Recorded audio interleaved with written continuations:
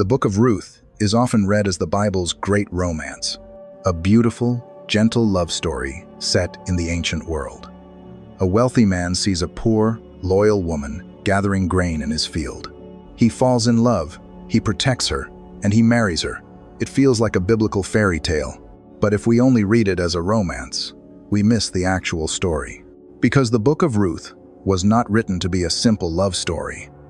It was written to show us the anatomy of redemption. And in the ancient Near East, redemption was not romantic. It was legal, it was financial, and it came with a massive, permanent cost. To understand what is really happening in this book, we have to look at the world where the story begins. Ruth chapter 1 tells us exactly when these events take place. It happens in the days when the judges ruled. If you know the book of Judges, you know this is not a gentle era. It is one of the darkest, most violent, and most chaotic periods in Israel's history. The final pages of Judges describe a society that has completely collapsed. There is civil war, moral decay, and widespread violence. And on top of that, there is a famine in the land. A famine so severe that a man named Elimelech takes his wife, Naomi, and their 2 sons, and abandons the promised land to survive in the pagan country of Moab. But Moab does not bring life, it brings death. Elimelech dies, his 2 sons marry Moabite women, but 10 years later, both sons die as well.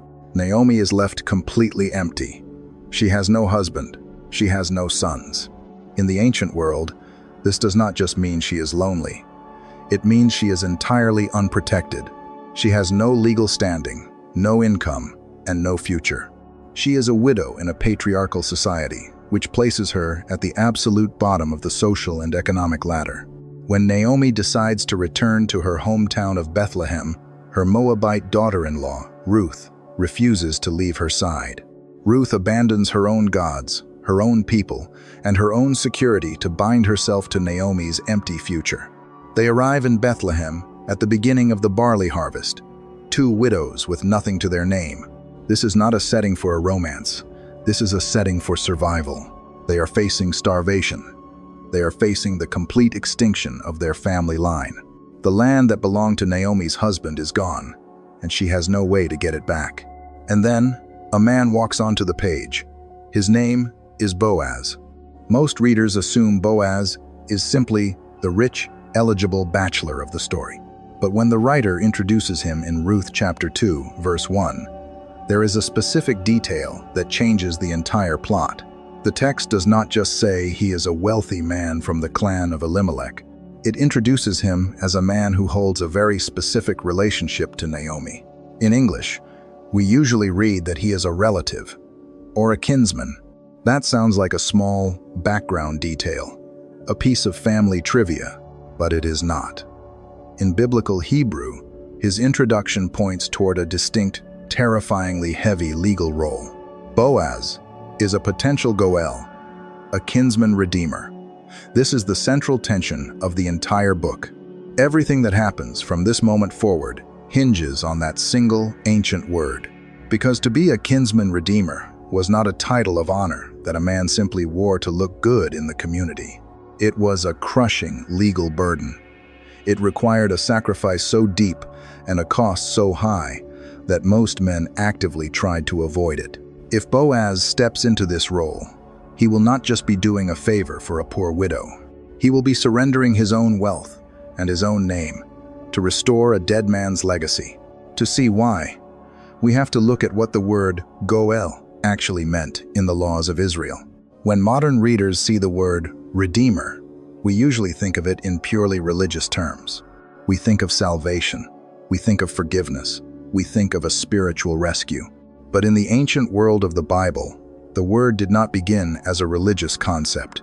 It began as a legal and economic one. The Hebrew word is goel. It comes from a root that means to buy back, to ransom, or to restore. And in the laws of ancient Israel, the Kinsman-Redeemer was the final safety net. For a society that had no banks, no bankruptcy courts, and no social welfare system, if a family in Israel fell into severe poverty, 2 things were in immediate danger: their land and their freedom. And in an agrarian society, if you lost your land, you lost your life. To protect the tribes of Israel from permanent ruin, the law of Moses established a safeguard. You can read the exact details in Leviticus chapter 25. If an Israelite became so poor that he had to sell his family land to pay his debts, or worse, if he became so destitute that he had to sell himself into servitude to survive, he needed someone to buy him back. He needed a Goel. But not just anyone could step into this role. The law laid out strict requirements. First, the Redeemer had to be a blood relative. A wealthy stranger could not redeem you. The responsibility fell to a brother, an uncle, or a cousin. The closer the bloodline, the stronger the obligation. Second, the Redeemer had to have the financial resources to actually pay the debt. He had to be wealthy enough to absorb the cost of the land or the price of the servant without bankrupting his own family. And third, the Redeemer had to be willing. This is the part most people miss. Being a Kinsman-Redeemer was not a forced legal demand. It was a voluntary sacrifice, and it was a sacrifice that almost no one wanted to make. Think about what the law was actually asking. If you were a wealthy man in Israel and your poor cousin lost his farm, the law asked you to take your own hard-earned silver, buy back his farm, and then hand the deed back to him. You absorbed the loss so he could have a future. You paid the price, but he got the property. It was a system designed to mirror the heart of God, who redeemed Israel out of slavery in Egypt when they had nothing to offer in return. The Kinsman-Redeemer was supposed to be the human embodiment of God's rescuing love. But in reality, human nature often won. Relatives would look the other way. The cost was simply too high. Why should a man drain his own resources to save an extended family member who had failed? This is the heavy legal reality hanging over the Book of Ruth. Naomi and Ruth have returned to Bethlehem in absolute poverty. Elimelech's land is gone. The family name is about to be erased from the history of Israel. They desperately need a Goel. But who would pay the price for a bitter, aging widow and her foreign daughter-in-law? Who would look at this tragic, broken family and voluntarily step into the financial drain of redeeming them? That is exactly what makes Boaz so entirely different from the men of his generation.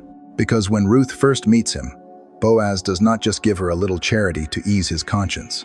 He begins to move toward her with an intentional, overwhelming grace that goes far beyond the basic requirements of the law.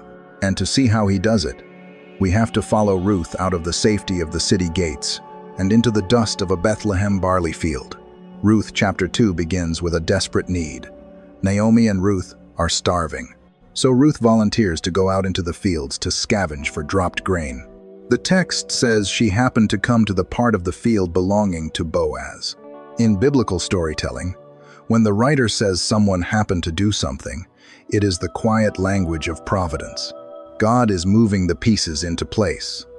But to understand what happens when Ruth steps into that field, we have to understand another ancient law. This one is found in Leviticus chapter 19. It is called the law of gleaning. God commanded the landowners of Israel not to harvest the absolute edges of their fields. And if the harvesters dropped a bundle of grain, they were forbidden from picking it up. They had to leave the margins and the dropped grain for the poor, the widow, and the foreigner. It was a beautiful law, but there was a massive problem. Ruth is living in the time of the judges. In the days of the judges, almost no one obeyed the law of Moses. It was a time of extreme moral decay and deep selfishness. A young foreign widow walking into a field of male workers was in severe danger. She was vulnerable to abuse, harassment, and starvation. And then Boaz arrives. His first words in the Bible are a blessing to his workers. "The Lord be with you." And immediately, his eyes find the outsider. He asks his foreman about Ruth. What Boaz does next is stunning. He does not just obey the bare minimum of the gleaning law. He radically expands it. He goes to Ruth and tells her not to glean in any other field. He commands his young men not to touch her.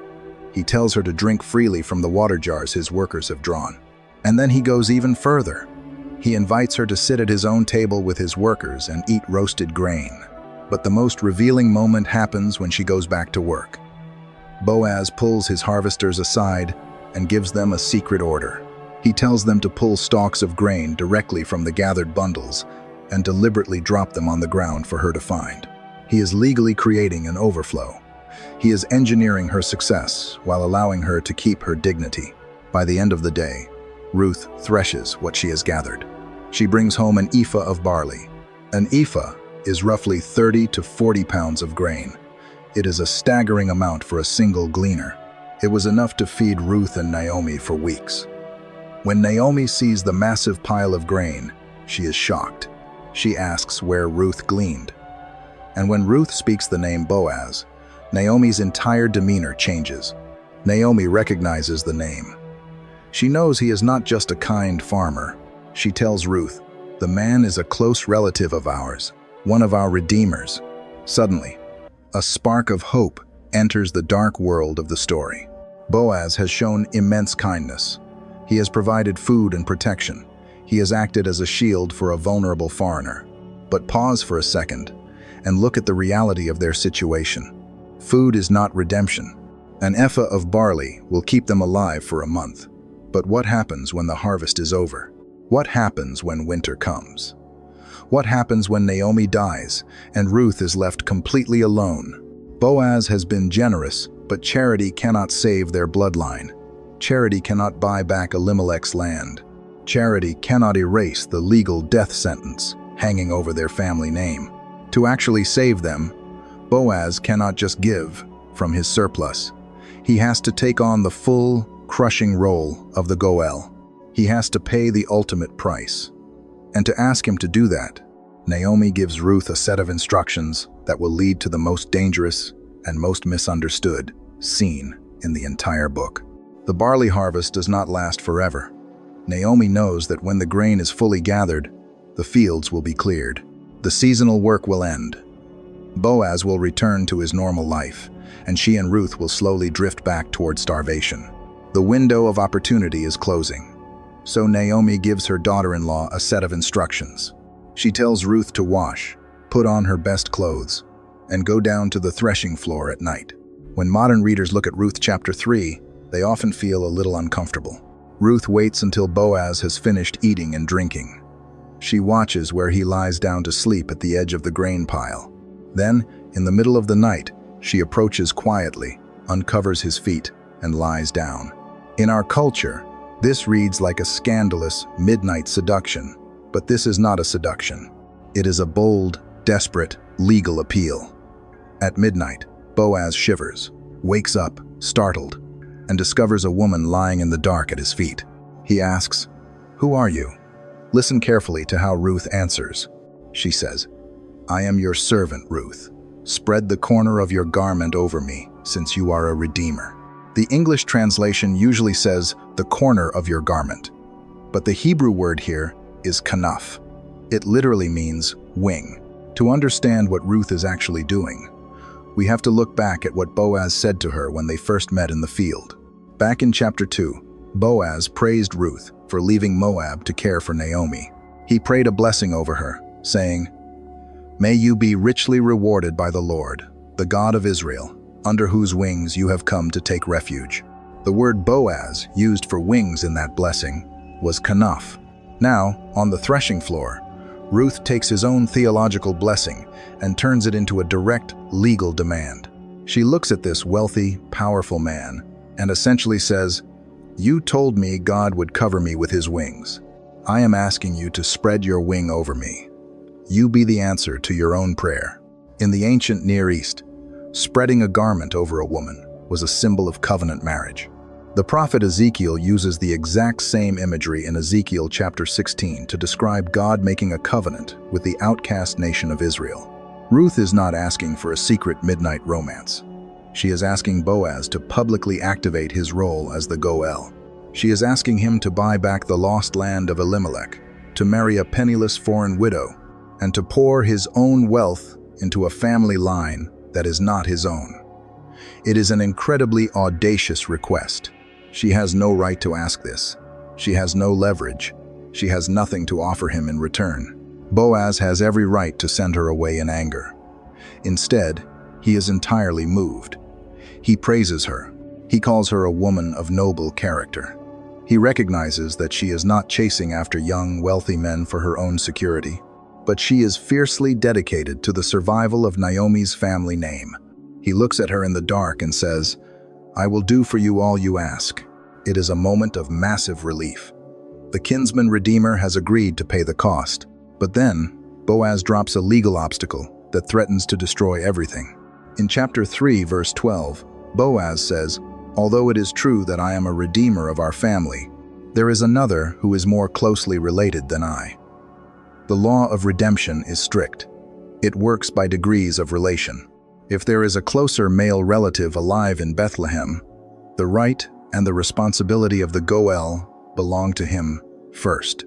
Boaz cannot legally buy the land, and he cannot legally marry Ruth unless this unnamed man publicly surrenders his right.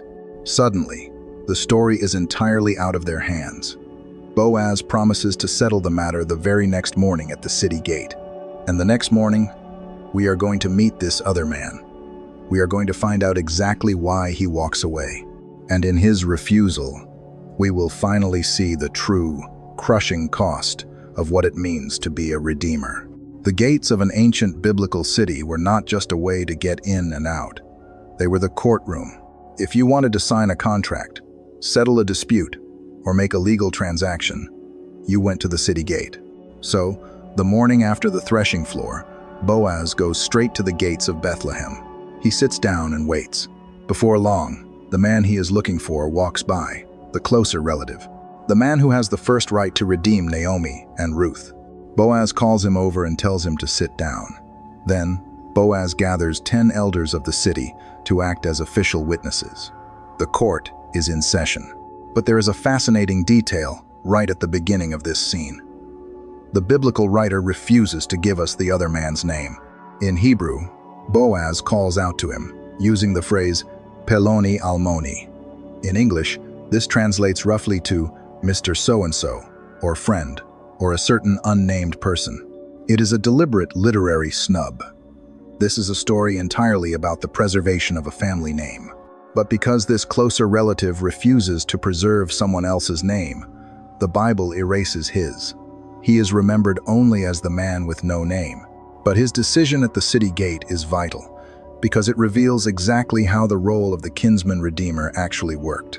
Boaz starts the negotiation by presenting the real estate. He tells Mr. So-and-so that Naomi is selling the plot of land that belonged to their relative, Elimelech. As the closest Goel, he has the first right to buy it. The unnamed man responds immediately. He says, "I will redeem it," and it makes perfect sense. This is a great financial opportunity. He will spend his silver to buy the land, but that land will be added to his own estate. His own wealth will increase.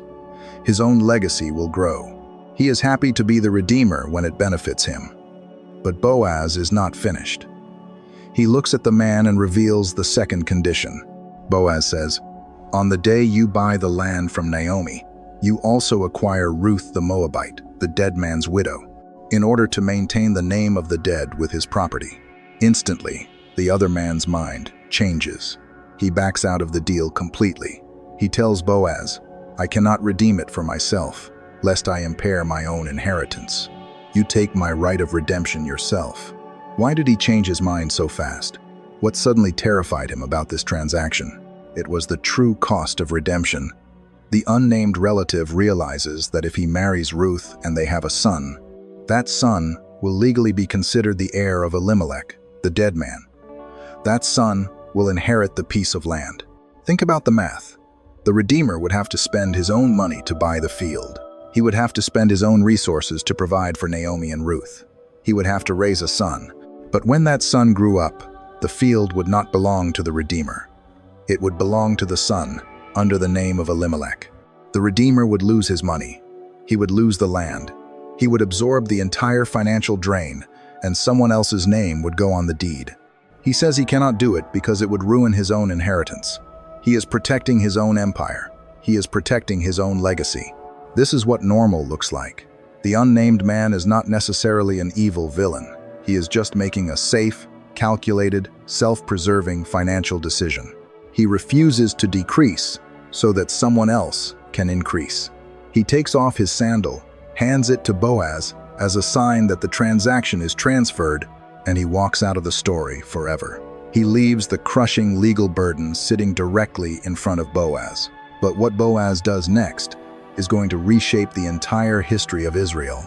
Because to see the true weight of what Boaz just accepted, we have to look closely at the quiet, permanent sacrifice he makes the moment he picks up that sandal. When the unnamed relative hands over his sandal, he is publicly admitting that the price is too high. He cannot save Ruth without hurting his own estate. He refuses to absorb the loss, so he walks away. And in that exact moment, Boaz steps forward and accepts the full weight of the cost. To understand just how heavy this burden was, we have to look at another piece of ancient Israelite law functioning quietly in the background of this scene. It is found in Deuteronomy chapter 25. It is often called the law of levirate marriage. The law stated that if a man died without leaving a son, his brother was supposed to marry the widow. But there was a catch.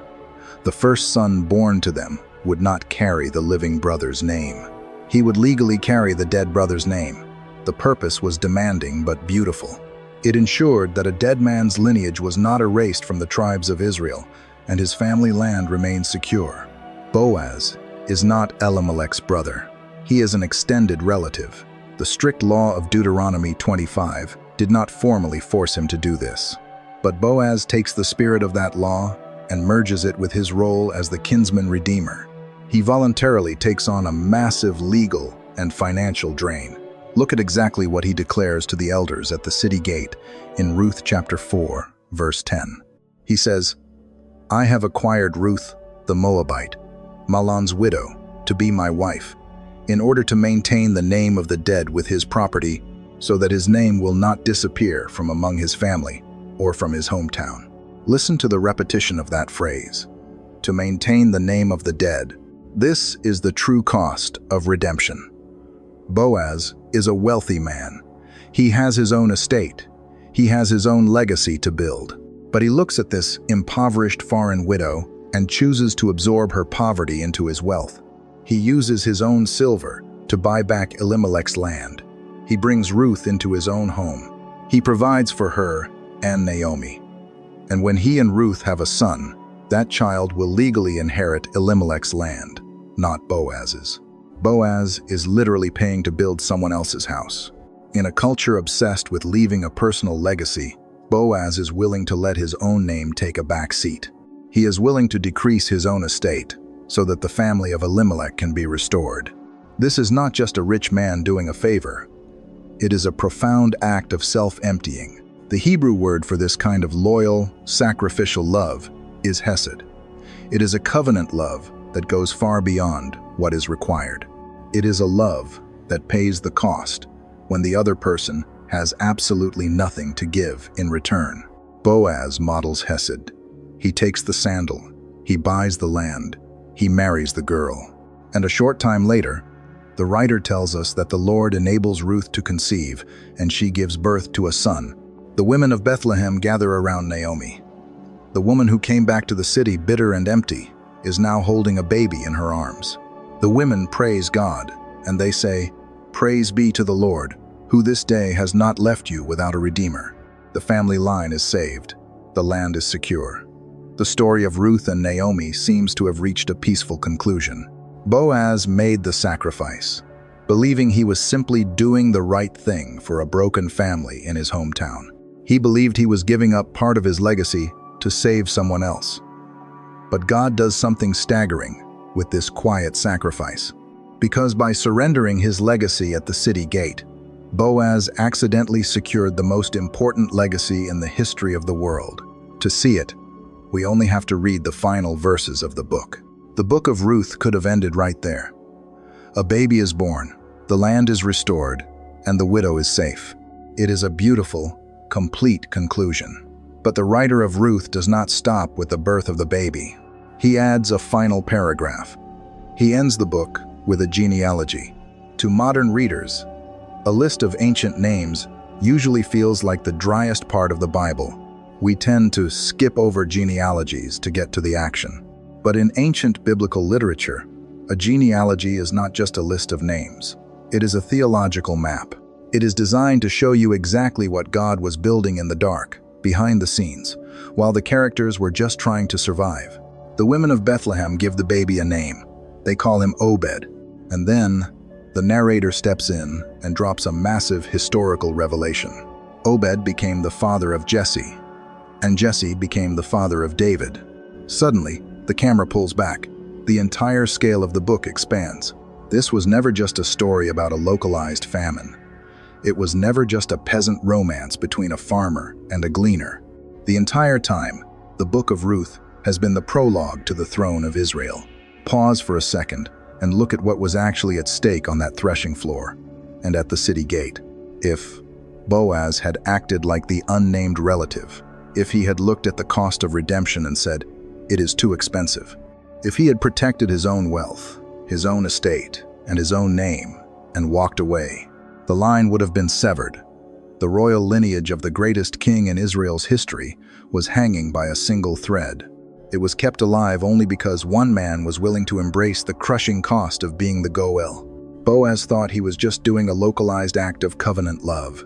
He thought he was simply redeeming the name of Elimelech. He had no idea he was actually preserving the royal bloodline of King David. God took the self-emptying sacrifice of Boaz and turned it into the foundation of the monarchy. And look at where this happens: Bethlehem. Before this moment, Bethlehem was a dusty, insignificant agricultural town. In the chaotic days of the Judges, it was a place associated with famine, death, and spiritual compromise. It was the town Naomi desperately fled from in chapter 1. But the obedience of Boaz changes the spiritual soil of the city. By the end of the book, Bethlehem is no longer a place of emptiness.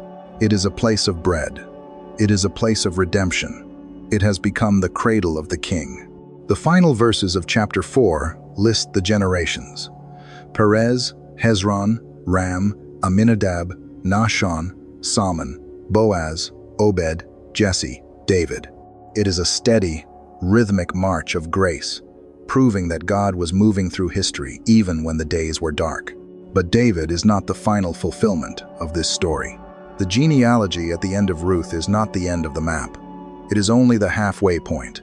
King David is going to bring Israel to its golden age, but his earthly kingdom will eventually fail. His descendants will fall into exile. The throne will sit empty. The pattern of the Kinsman-Redeemer is pointing towards something much larger than David, because 1,000 years later, another biblical writer is going to open his book with the exact same list of names. He is going to trace that line of descent past David, past the exile, all the way down to a different birth in that exact same town. And that birth will require a redeemer who is willing to pay a cost that makes the sacrifice of Boaz look like a shadow. 1,000 years after Boaz accepted the sandal at the city gate, a man named Matthew sat down to write the story of Jesus. He began his book the exact same way the Book of Ruth ends, with a genealogy. Matthew chapter 1 traces the line from Abraham to Boaz to David and straight down to Joseph and Mary. And once again, the story arrives in Bethlehem. The entire Book of Ruth was building a theological vocabulary. God was using the life of an ancient farmer to show us what redemption actually looks like. He was establishing a pattern so that when the final Redeemer arrived, we would recognize him. Boaz was a beautiful, faithful shadow, but Jesus is the substance. If you look closely at the life of Christ, he perfectly fulfills every legal requirement of the ancient Kinsman-Redeemer. First, the Goel had to be a blood relative. A redeemer could not be a stranger from a different nation. This is why the incarnation is not just a theological concept, it is a legal necessity. The writer of Hebrews chapter 2 explains that because we are flesh and blood, Jesus shared in our humanity. He stepped out of heaven and became our kinsman, so that he would have the right to redeem his family. Second, the Goel had to have the resources to pay the debt. Humanity had lost its inheritance. We were completely bankrupt, sold into the slavery of sin. Boaz used pieces of silver to buy back a dirt field in Bethlehem. But the Apostle Peter writes in his first letter that we were not redeemed with perishable things like silver or gold, but with the precious blood of Christ. Jesus had the ultimate resource, and he paid the absolute cost. And third, the Goel had to be willing. Remember the unnamed relative at the city gate. He had the right, and he had the money, but he refused the burden.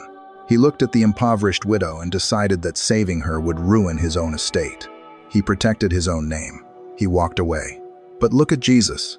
The Apostle Paul tells us in Philippians chapter 2 that though Christ was in the very nature God, he did not consider equality with God something to be used to his own advantage. Instead, he made himself nothing. Jesus did what the unnamed relative refused to do. He looked at a broken, impoverished, spiritually dead people, and he voluntarily stepped into the drain of our poverty.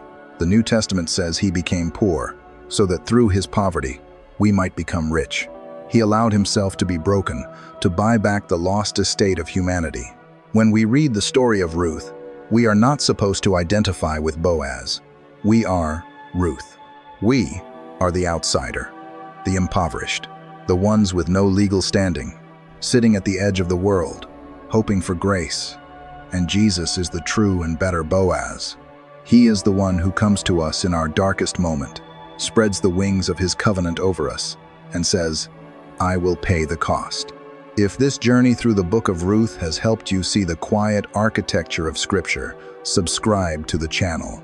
We will continue uncovering these deep biblical patterns together. The story of Boaz and Ruth is a beautiful piece of history, but it was never just a peasant romance. It was a carefully constructed shadow. It was the anatomy of rescue. God was showing us, long before the manger and the cross, that redemption is never cheap. It always costs the Redeemer everything.